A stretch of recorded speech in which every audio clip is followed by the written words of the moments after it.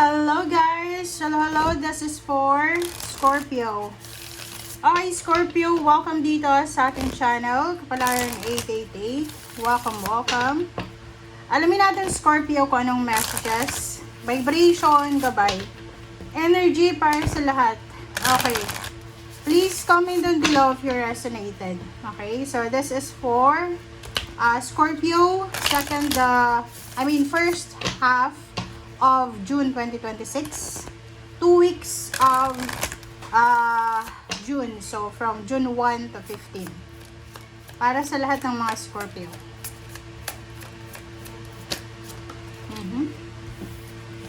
Okay, first card natin, Scorpio, is Focus Crystals. Okay, second card natin is New Beginnings. Okay, yung first two cards mo dito, sinasabi ng barahan na nakafocus ka, Scorpio, para sa pagsisimula. Like for example, kung halimbawa na napapagod ka na sa trabaho mo, pwede yung iba sa inyo dyan, nagre-research kayo. Focus ka kung paano ka makakalipat ng trabaho. Focus ka kung paano ka makakaalis ng bansa. Basta puro new beginnings to. Focus ka para sa pagsisimula ng bagong routine mo. Healthy routine, lifestyle, parang ganon. Okay? And at the same time dito, naka-focus ka din para sa mga plano mo sa buhay. Okay? So, please comment down below if you resonated here. Okay? There's a new beginnings.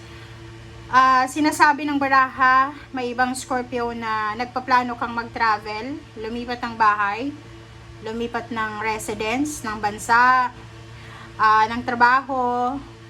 Basta ano dito parang halimbawa galing ka sa heartbreak. Nagsisimula kang mag-move on, starting over.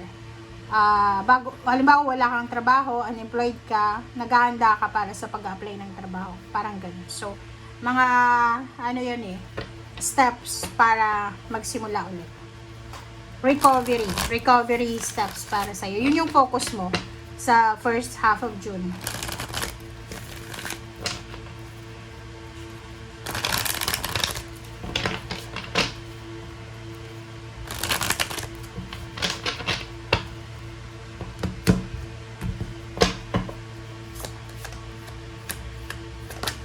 Okay, first card natin, Scorpio, this is foundation and achievement. So, yun. May mga family issues ka siguro. Like, halimbawa, nag-away kayo ng mga magulang mo, ng kapatid. So, yung first half of June, nakafocus ka para sa reconciliation, sa recovery, parang ganun. And halimbawa na nasira yung bahay nyo, literal na nasira, pwedeng you're starting to renovate kung ano yung nasira. Sa foundation naman ng tahanan, like yun, mag-asawa, pwedeng nag-away, pero possible na magsisimula ulit kayo, na i-recover kung ano yung meron kayo. Okay? And mag-iingat yung iba na Scorpio na halimbawa na hiwalay ka na sa asawa mo. Tapos nakipaghiwalay ka na talaga kasi hindi na maganda yung pundasyon. Giba-giba na. And kung nasaktan ka, like for example 4 years na kayong magkahiwalay, mag-iingat ka kasi possible na magkabalikan ulit kayo. Okay? Kasi nakikita natin dito na pwedeng may magkakabalikan, may bagong hiwalay, magsisimula siyang maghanap ng bagong relationship, parang gano'n. So, maraming unexpected na pangyayari. Okay? Meron ditong Scorpio na pwedeng ikaw ay breadwinner, ikaw ay magulang, anak, or ikaw yung Scorpio na pagod ka na. Burdened. Feeling burdened. Feeling mo pagod ka na talaga. Feeling tired, exhausted. Ganun yung energy mo. And wala kang magagawa kasi pwedeng panganay ka, tapos yung mga kapatid mo nag-aaral pa. Diba? Like ganun na ganun na pangyayari. Na magsasuffer ka talaga mag-isa. And then, if you are married or in a relationship, huwag mong masyadong, kumbaga, kunin lahat ng obligations and duties and responsibility na to the point na nagsasuffer ka ng mag-isa. Tapos, yung person mo, yung karelasyon mo, pabanjing-banjing lang, relax na relax, walang issue, walang problema. Waiting game, may hinihintay ka. I don't know kung anong hinihintay mo. Pwedeng nag-aantay ka ng wedding proposal, nag-aantay ka na matapos yung hinuhulugan mong bahay, sasakyan, nag-aantay ka kung kailan kayo lilipat sa bago nyong tirahan, parang ganun. So, you're waiting. Pero, shadows, habang naghihintay ka, parang balisa ka. Okay? Balisa. Parang hindi mo alam kung anong gagawin mo kasi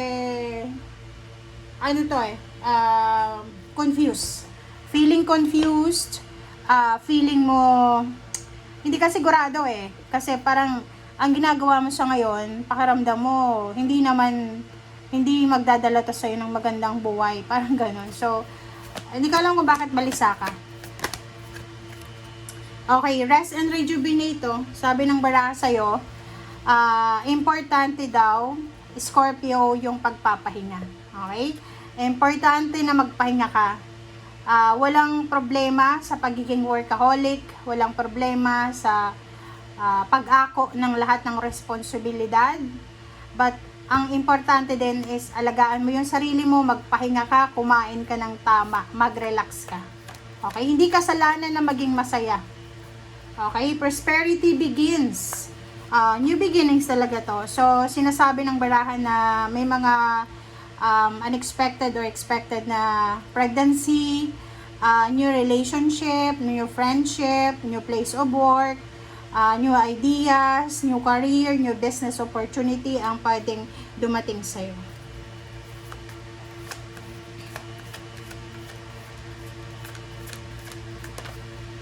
Okay? Same energy, fertility.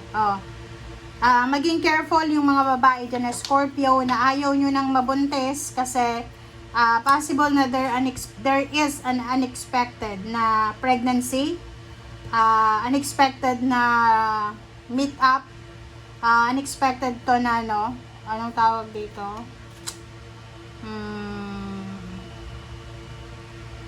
Yung parang pagkikita lang, isang beses lang, nagkakilala ngayon, tapos biglang pumasok sa motel. Parang gano'n yung energy na to. One night stand, parang gano'n. Mag-iingat sa pakikipag one night stand, guys, kung babae or lalaki kayo. Kasi, lalo na kung lasing ka. Kasi, posibleng mabuntis ka. Possible din na makabuntis ka kung lalaki ka. New beginnings to, guys, 1, 2, 3. 3 cards ang nagsasabi sa'yo, Scorpio, na may sisimulan ka talaga. It's either bagong relationship, bagong trabaho, bagong buhay, bagong lifestyle, bagong mindset. Basta marami kang pagbabago na gagawin. Okay.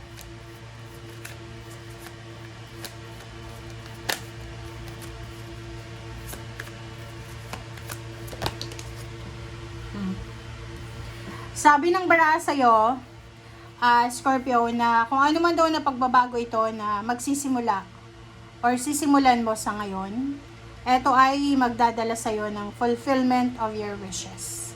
So, ibig sabihin, if it's love life, yung love life na magsisimula, yan ay magdadala sa'yo ng wish fulfillment. Yan yung tao na siya yung katuparan ng pangarap mo. And sa trabaho ganun din, kung anong sisimulan mo ngayon, sinasabi ng barahan na dyan mo makukuha yung katuparan ng pangarap mo. Okay? Baby, pregnancy, ganun. Sinasabi ng barahan na posibleng sa paningin mo, pwedeng unexpected pregnancy, pero yan ay magdadala sa'yo ng wish fulfillment. Okay? So, what's the last message?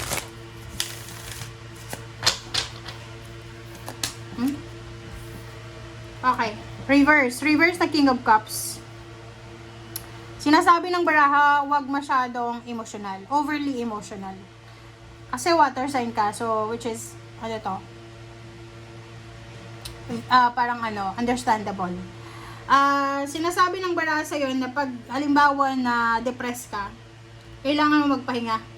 Kailangan mo matulog, kumain ng tama, magbakasyon guys. Yun yung kailangan mong gawin. Okay.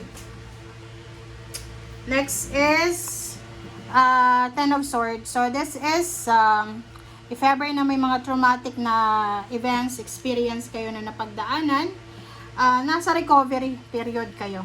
Okay? Ang last card natin is Queen of Swords. Sinasabi ng baraha na manatiling honest, manatiling humble, manatiling totoo sa kung ano yung nararamdaman mo. Okay? Thank you. Bye!